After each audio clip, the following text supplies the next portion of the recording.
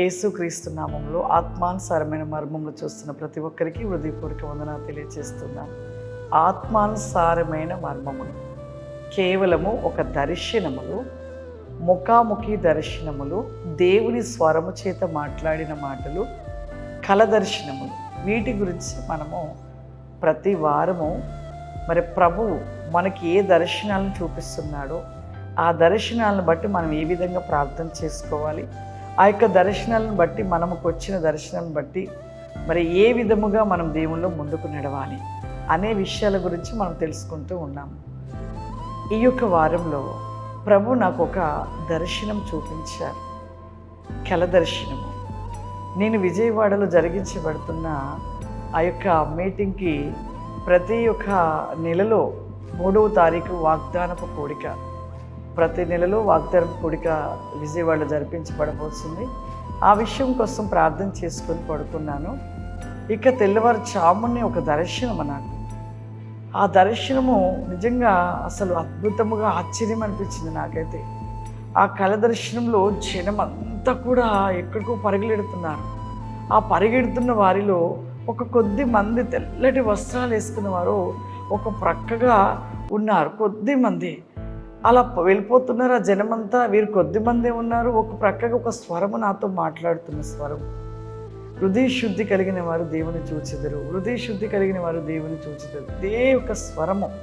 ఈ 3 ఒక్క మారుగానే కళలో జరిగించబడుతున్నారు. ఒక పక్కేమో కొద్ది జనము, ఒక పక్క జనం పరిగెడుతున్నారు, ఒకవైపు ఆ స్వరం వినపడుతుంది.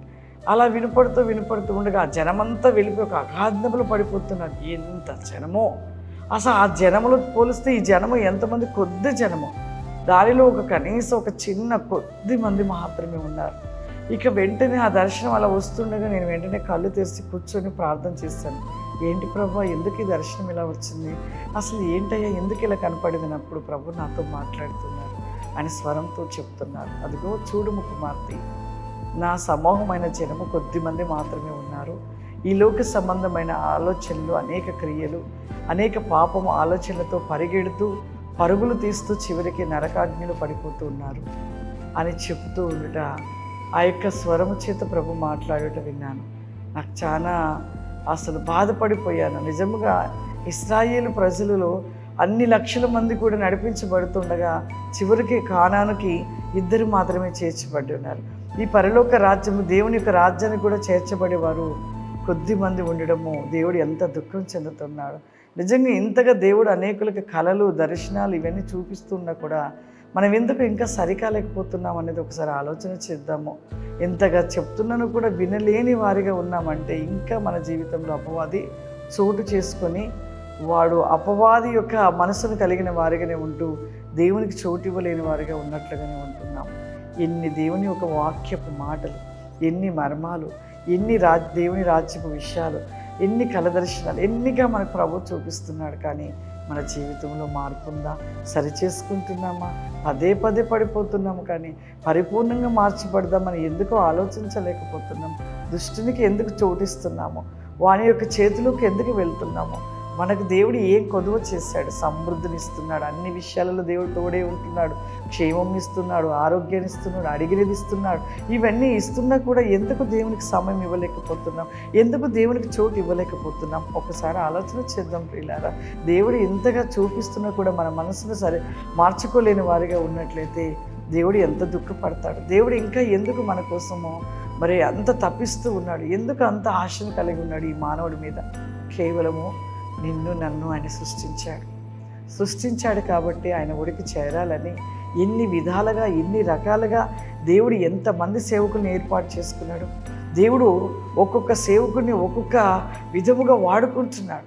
ఎన్ని రకాలుగా ప్రవక్తలుగా, సేవకులుగా, విశ్వాసులుగా, ఎన్ని రకాలుగా ఎంతమందిగా దేవుడు ఎన్నిక చేసుకుంటున్నాడు.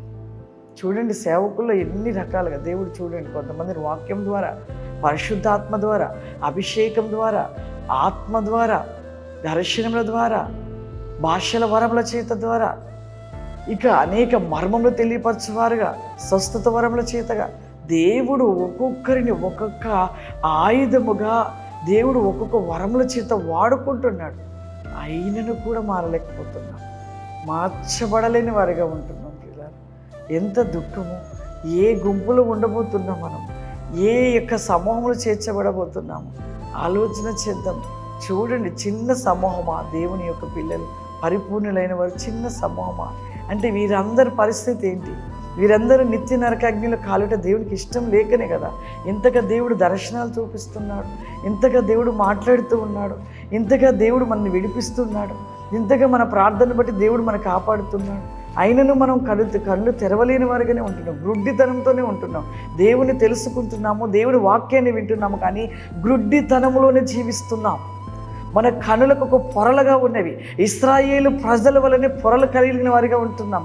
అయ్యో, ఎంతగా ఇశ్రాయేలు ప్రజల విషయంలో దేవుడు అద్భుతాలు చేశాడు, సూచక్రియలు చేశాడు, వారికి కావలసిన ఇచ్చాడు, సమృద్ధినిచ్చాడు, అన్ని విషయాలలో దేవుడు కాపాడాడు. కానీ వారు మార్పు లేని వారిగా అయ్యారు. చివరికి వారు చనిపోయారు, అక్కడికి చేర్చబడలేకపోయారు. ఎంతో దూరంలో ఉండి చూసి దుఃఖం చెంది చనిపోయారు. మన పరిస్థితి కూడా అంతే. అంతా జరిగిపోయి అన్నీ అయిపోయాక చివరికి చనిపోయేటప్పుడు ప్రభు అంటే ఏం లాభం ఉంటుంది? ఏముంటుంది? మన క్రియలు మన ప్రవక్తను అన్నీ సరి చేసుకోకుండా ప్రభు అంటే ఏముంటుంది? చాలామంది అనుకుంటారు ఇప్పుడు ఎంజాయ్మెంట్ చేయొచ్చు, ఆ లాస్ట్ టైంలో ఏదైనా వ్యాధి వచ్చినప్పుడు ఏదైనా వచ్చినప్పుడు అప్పుడు పశ్చాత్తాపడతాం లేండి. అప్పుడు పశ్చాత్తాపడి దేవుని అడిగితే మమ్మల్ని తప్పిస్తాడులే. సాతాను యొక్క మాటలవి, దుష్టుని యొక్క మాటలవి. నిజంగా నువ్వు తెలిసి ఆ క్షణంలో నేను ఇప్పుడు ఎంజాయ్ చేస్తాను, ఇప్పుడు పాపంలో ఉంటాను, చివరికి చనిపోయే ముందు ఒప్పుకుంటానంటే అటువంటి వాళ్ళు, అటువంటి తలంపు ఆలోచన కలిగిన వారు ఎక్కడ ఉంటారో తెలుసా? రెండింతల అగ్నిగుండంలో ఉంటారు. రెండింతల అగ్నిగుండంలోనికి ప్రవేశిస్తారు. అటువంటి ఎవరిని దేవుడు విడిపిస్తాడు? కేవలము దేవునిని ఎరగని ప్రజలు చివరిలో దేవుని తెలుసుకొని వారు పశ్చాత్తాపడి మరి ఆ యొక్క శిలువపై ఆ యొక్క దొంగ ఏ విధముగా దేవుణ్ణి అంగీకరించాడో ఆ విధమైన వారు ఎవరైతే ఉంటారో అటువంటి వారికి క్షమాపణ దొరుకుతుంది. కానీ నువ్వు మొదటి నుండి క్రైస్తవుడుగా ఉండి తప్పులు చేసుకుంటూ దేవుని తెలిసి పాపాలు చేస్తూ నేను చనిపోయే ముందు కొన్ని రోజుల ముందు దేవుడికి క్షమాపణ అడిగితే దేవుడికి క్షమిస్తాడులే, ఇలా అనేవారు చాలా మంది ఉన్నారు. అటువంటి వారికి రెండింతల అగ్నిలో ఉంటారు. కాబట్టి మన మనసు ఆలోచనలను కూడా సరిచేసుకోవాలి పిల్లలు. ఎందుకు ఇంతగా ఒక తల్లిగా వేదనగా చెప్తున్నానంటే, అంత జనమా, అంత ప్రజలు పరిగెడుతూ నరకంలో పడిపోతుండట. దేవునికి ఎంత దుఃఖం ఉండాలి అంటే దానిలో ఎంతమంది క్రైస్తవులు ఉండాలి? మొత్తం క్రైస్తవుల సమూహంలో ఉండవచ్చు. దేవుని మాటలు విని కూడా మార్చబడలేని వారి సమూహం అలా పరిగెట్టి అలా పడిపోవట ఎంత దుఃఖము. అందుకే ఒక తల్లిగా బాధగా చెప్తున్నాను. కాబట్టి ప్రతి ఒక్కరము కూడా సరిచేసుకొని మనమందరము కూడా ఈ సమూహము కలిగిన గుంపులు మీరు చేర్చబడాలని ప్రభువు చూపించిన దర్శనాన్ని మీకు తెలియపరుస్తూ ప్రతి ఒక్కరూ ఆ విధమైన మనసును పరిపూర్ణతలో ఉండాలని కోరుకుంటూ ఉన్నాను. God bless you. దేవుడు మిమ్మల్ని దీవించుగాక. ఆమేన్.